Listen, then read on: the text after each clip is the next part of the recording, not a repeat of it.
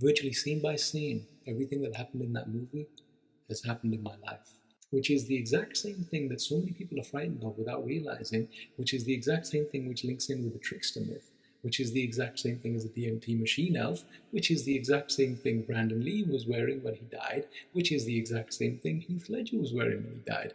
That we're illuminated, you're not, and we're entirely transparent. As you go through the movie, you come to realize this is a complete lie and the whole thing is a sham. It's a massive confidence trick. I want you to go and grab hold of a film called The Game from 1997. Now, watch it and keep this in mind as you're going through the flick. Virtually scene by scene, everything that happened in that movie has happened in my life. How would you react if that was your script for this reality? Better yet, how many people do you think are currently in nut houses due to having The Game dropped on them on this kind of level?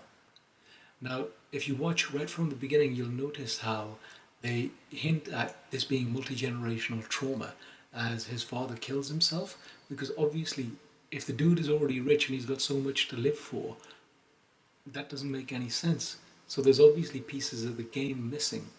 Now you'll notice that when they trigger him back into the trauma, they use a clown. Now the clown is presented in his driveway to automatically bring back all of those feelings and states that he's repressed, which is why he's so emotionally rigid and tense.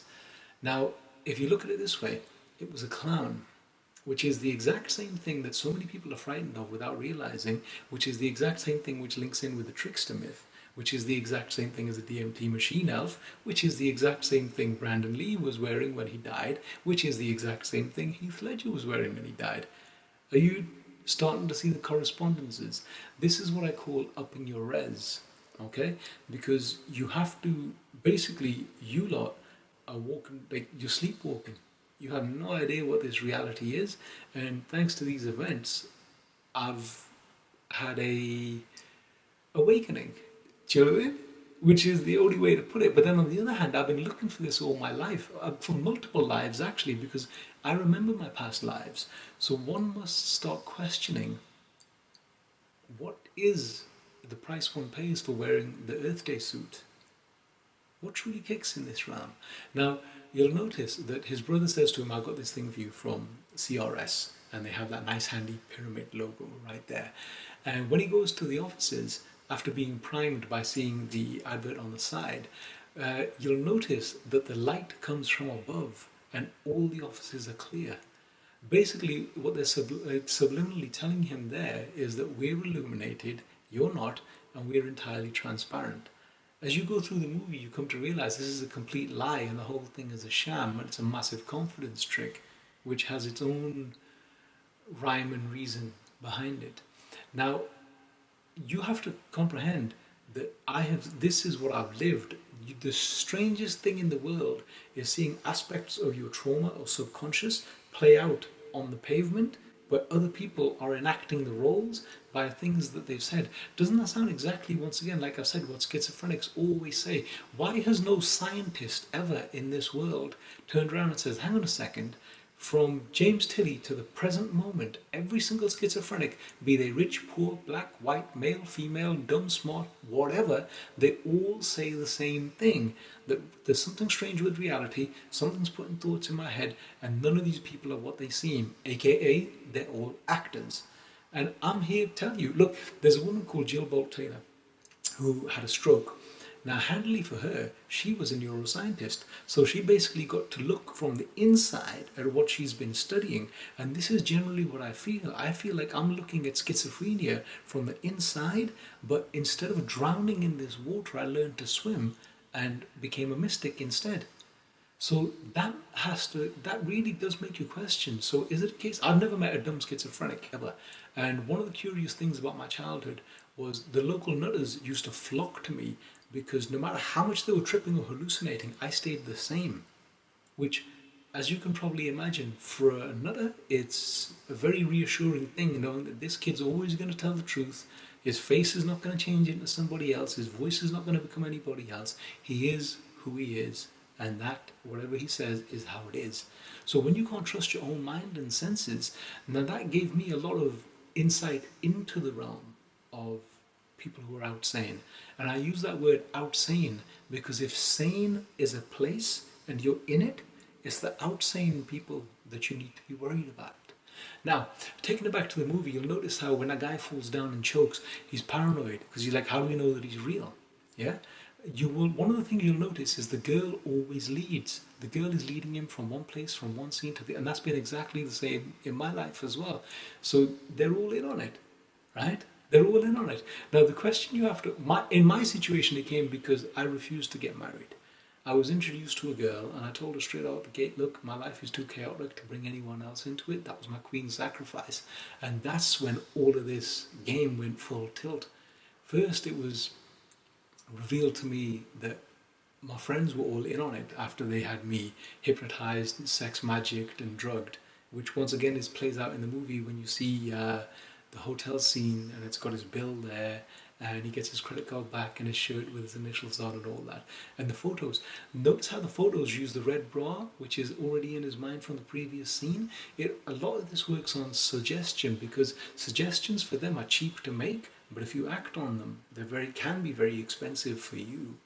And this is one of the most interesting things because if this was happening to a regular person, the first thing you do is go and see his doctor, and the doctor would say, oh, you're obviously nuts, here's a depot injection in your rear end. Have you ever questioned why doctors call their office a practice and how they're the third leading cause of death or thereabouts? It's food for thought, you know what I'm saying? So notice that when, right at the beginning of the movie, when the clown lands and he's obviously in a traumatized state because he remembers the death of his father, once the TV starts talking to him, which is another classic schizophrenic thing, by the way, you'll notice his demeanor and his whole behavior is that of a little child. Look at the way that he talks, look at his body language and posture and everything else. That's because he's been regressed. And this is, I mean, if you watch the beginning of the film starts with his watch, and there's some cufflinks there arranged like an 8, and the ending of the movie also has to do with his watch. So that's telling you that it's Saturn. It's all involved with Saturn because Saturn is in the time machine. He rules time, just like the moon rules your mind, which also rules the feminine aspect, which comes in later at the dragon takeaway, which is linked to Kundalini energy, which once again takes us to enlightenment or insanity. Now, you'll notice that there's a bit in the movie where I'm not going to mention why, but I want you to bear this in mind. Pay attention to what happens with his left foot and the dog. Right? Because we're going to get into this at another point. Now, he comes home after all this stuff has gone on and he thinks it's all over and done with. And you'll notice how the girl, when she's leaving the cab, she goes, oh, the handsome guy, she's masturbating his ego. That's what they do. That's how they pull you in. And it's a really strange state of affairs because it's like these people are working with archetypal forces of the psyche for their manipulation.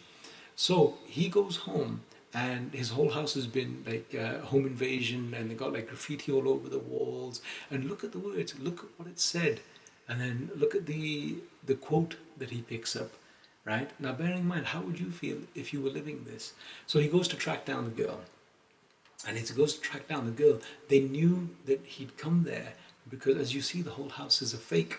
When he loses his temper, that's when the guns come out and they try and pop him off. Now, in my example, I didn't mention this in my satanic ritual abuse video, but what inspired to make me make that video was I'd had the Suicide Squad come for me. Now, suicide is a spiritual thing. Basically, what happens is there are ghosts and negative entities all around us, right? People don't admit it, but it's like, I don't know what came over him, or she's a completely different person when blah, blah, blah. That, in my experience, that's what I think is the way it works, because I've saved 2, maybe 3 people. The third one I think was a fake, because she was one of the girls that was in on this, who, by the way, I realized that, here's an interesting thing for you.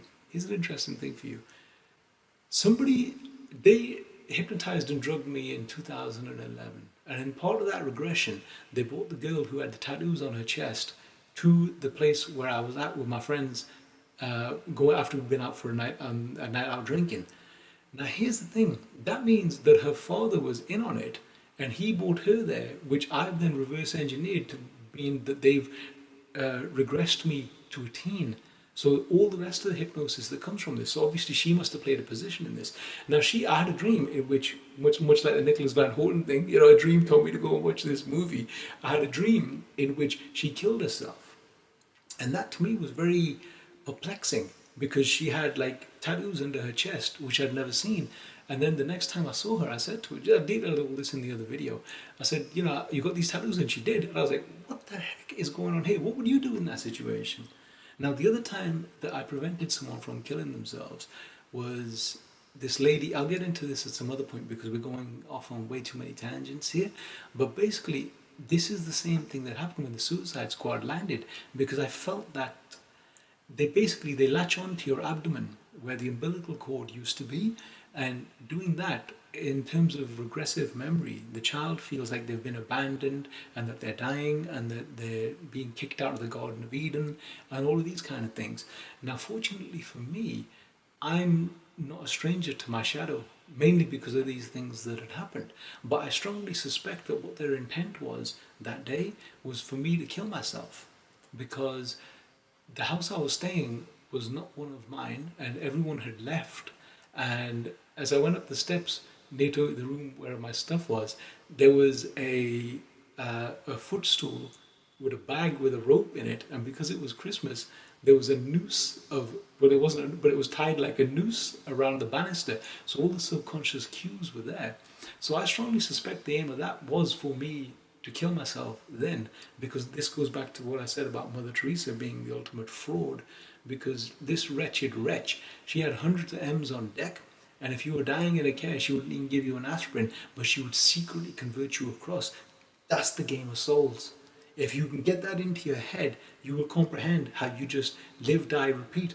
You just keep on getting mind wiped and getting stuck in some new skin for another way around. And this, personally, I think this is one of the reasons why they want me out of the game, because I can see it for what it is. But then on the other hand, the paradoxical aspect is, if there's no illusion, there's no enlightenment. And if they hadn't done what they did, I wouldn't have the proof by looking behind a curtain and seeing the game for what it is. So it's a bit of a paradox, isn't it? You really have to wonder about it. Now, one of the most interesting facets about this movie is how they wrote out a part where his brother was supposed to go schizophrenic and lose his mind and completely go crazy. They hint to it in a couple of scenes, but they don't show you the whole thing. What's absolutely fascinating is my best friend actually did become a schizophrenic.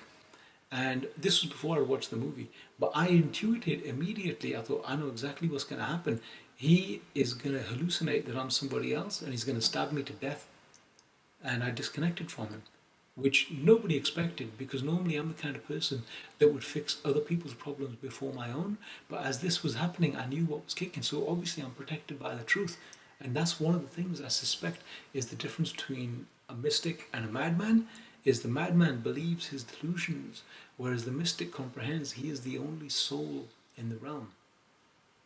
Now, is it getting solipsistic in here, or is it just me? So, can you imagine living this, my friend?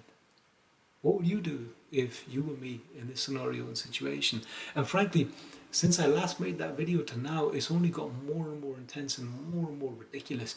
And I think to myself, even though I publish articles every single day, I know that we're in like a visual age and people like this kind of stuff. So I'll make a video for you and just put it on the line, because things are getting thick and they're getting hectic, because it's like I told you about the dragon moon, right? It feels like enforced enlightenment. Like, I never asked for this, but I've got to play the cards how they are.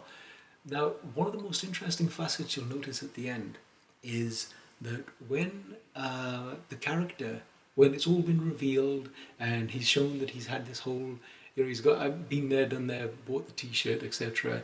And he's coming back to reality, and he looks around and realizes that everyone was in on it, just like he did when he went to that place. And you saw the taxi driver, you saw the homeless guy that was next to the phone, you saw the people who gave him the street theatre. I mean, the street theatre was amazing.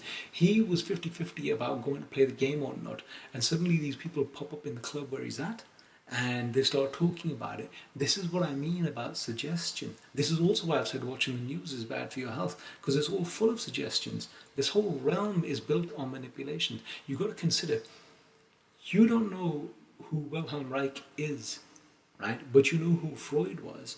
And Freud was just a straight up fiend junkie with some crazy ideas in his head that the whole masses accept.